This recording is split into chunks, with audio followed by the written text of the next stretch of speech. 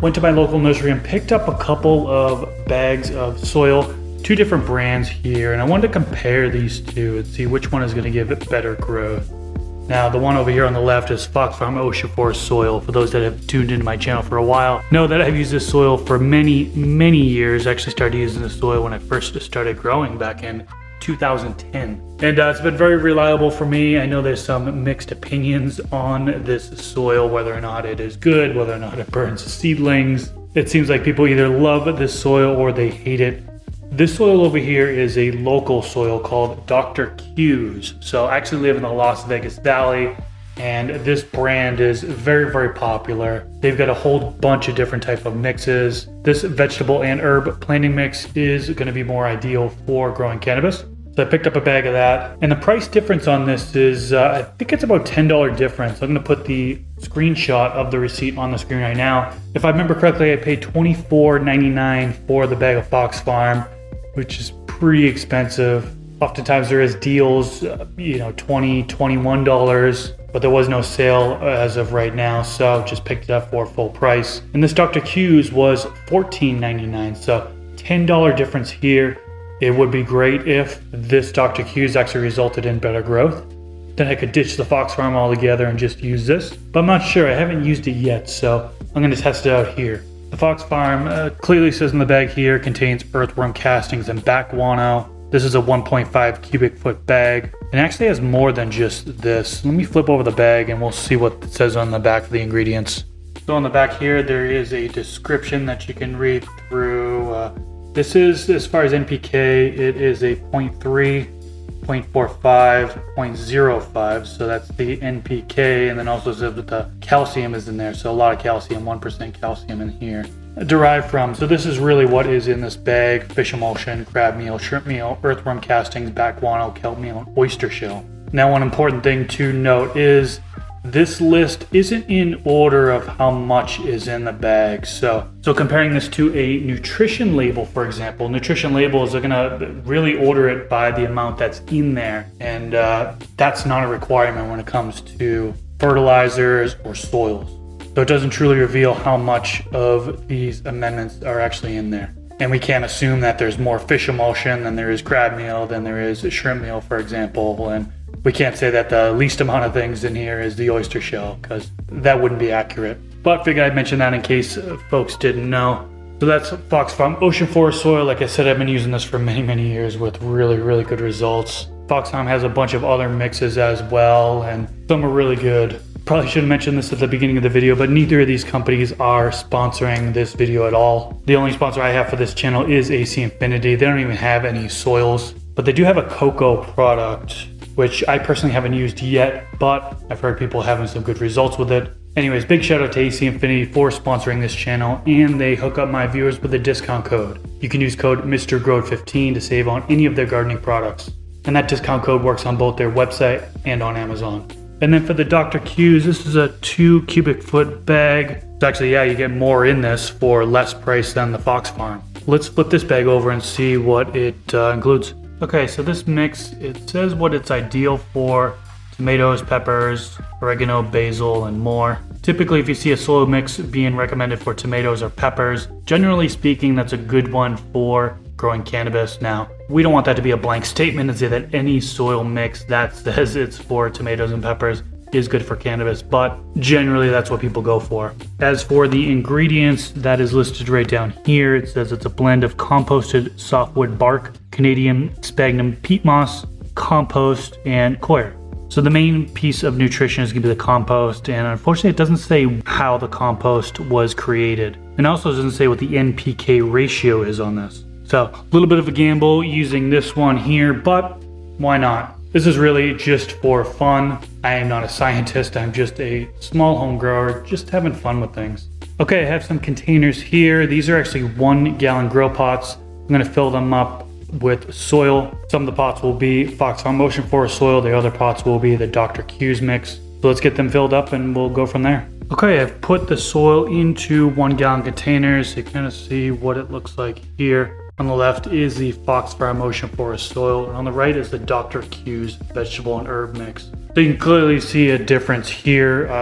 White perlite clearly sticks out. If you look closely here, you can see there is a lot of bark, which was mentioned as one of the inputs. I know some people would actually strain these big pieces out, but I'm going to leave them in there for now. I don't think they're going to be a bother to the seedlings. Let's reach our hand into the bag a little bit here, and I just want to pull this out and kind of show you what it looks like close up. So nice moisture content here. Not too moist to where it's dripping, but still has some clumped up, so that's what they call field capacity. Feels pretty light, feels loose. And then when I reach over into the Dr. Q's bag, this feels lighter. However, feels like it would compact a little bit easier. So this clumps up just like it should. Nice moisture level there. But I am concerned about how it compacts down, and we really won't know that until I actually do a watering. The one thing we know is that roots need oxygen as well. So if the medium is too compact, there's a lack of oxygen and there could be stunted growth. So we'll keep an eye on that one. Next up is planting seeds into these pots, adding just a little bit of water to get some moisture around the actual seed, and then the grow begins. So all of these containers have moist soil, and we are ready to plant some seeds. So what am I gonna plant? Well, let's start out with some Gelato 41 back cross. This is by Seedsman. So I'm gonna plant one in each side. So we are gonna do one on the side of FoxFarm Ocean Forest soil. And I've got labels here, so make sure things don't get mixed up. And we'll put one on the Dr. Q's side. There we go, perfect. Next up, we've got Magic Candy Mountain OG. This is by Welcome to the Grow Tent. It's a cross of Purple Frost Giant crossed with Chilled OG. So I'll start a couple of these. Put one right here, and we'll put one right here. Last but not least, we got a Chilled OG F3. Put one right here, and we will put one right here.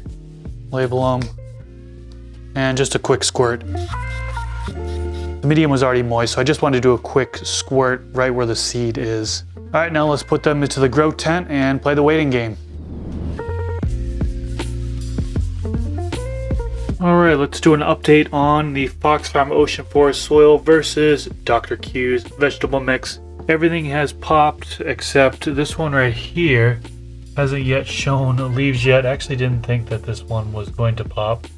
Seed hull is kind of stuck on here, so sometimes I flick it off, sometimes I let it do its own thing. In this particular case, there we go.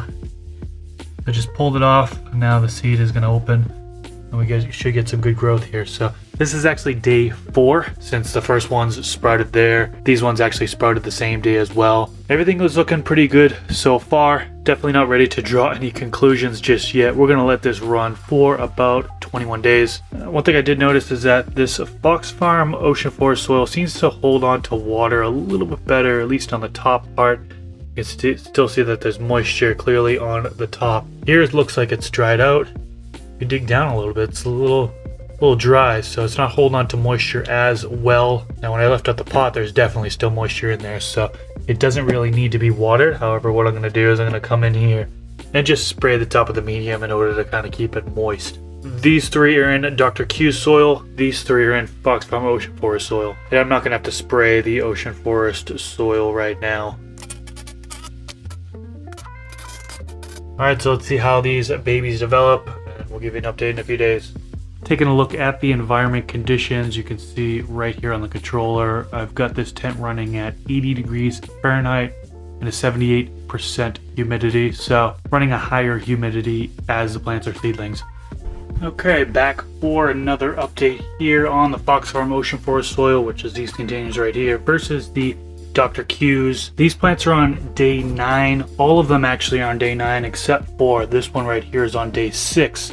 And that's since sprout. And I must say, this is a pretty surprising result so far. I thought that this Dr. Q's mix would actually kind of keep up with the FoxFarm, but clearly I was wrong. I'm getting some really good growth here from the plants that are in the Fox Farm soil. And this is typical growth that I get when using this soil. And yeah, I'm not too happy with how these are looking at all. This one actually looks like it's yellowing at the top there, so as if there's a lack of nutrition, for example. And I know some people might be like, well, the medium looks to be dry. It definitely does seem dry at the top, but you can see there is some moisture on that lower level there. Definitely still some moisture in there. It's about the same weight as these other ones. Actually, these ones are a tad bit lighter, I'm assuming, because the root zone is more developed, so it's able to uptake water better. These ones are just struggling over here, and I thought at this point it would be kind of too early to tell which plants are going to win or not, but geez, we might have ourselves a clear winner. It would be a huge surprise if these plants were to just all of a sudden wake up and start growing like crazy and catch up or exceed these plants. And so this is how it's looking so far. We've still got more days to go, so we'll just have to wait and see. Day 13, since these plants sprouted from medium, these are the Fox Farm Ocean Forest soil plants, looking absolutely beautiful, right on par where they should be. Now for the Dr. Q's soil, wow, what a difference there. Not looking good at all. Now some may be looking at this and saying, oh, it needs water. It looks underwatered because the top of the medium is dry here. There is definitely still moisture in at the bottom of the medium. For some reason, it's just not growing. I'm not sure if it's the nutrition in the soil that's preventing it from really thriving, or maybe this medium is just too dense. Not enough aeration in the medium. Cannabis does need oxygen down in the root zone as well, so maybe this just isn't suitable on that avenue. Either way, these two are on day 14. This is on day 10, and none of them look like they're going to make it much further. So I was going to let this experiment go until day 21, which is about when I would transplant, but I think we can probably call it now. Fox Farm Ocean Forest soil is going to be the winner on this experiment. Again, just doing this for fun. I'm not a scientist. I just wanted to see how this would grow and compare the growth. And yeah, definitely not a good result with the Dr. Q's. I definitely won't be using the soil to grow cannabis anymore. But this was a pretty fun little experiment. And I'd like to do another one comparing the Fox Farm Ocean Forest soil to another type of bag soil. Which type of bag soil do you think I should compare it to next? Let me know down in the comment section below. Alright, we're going to leave it at that. Thanks so much for tuning into this. Hope you enjoyed it. I'll catch you in the next video. Peace.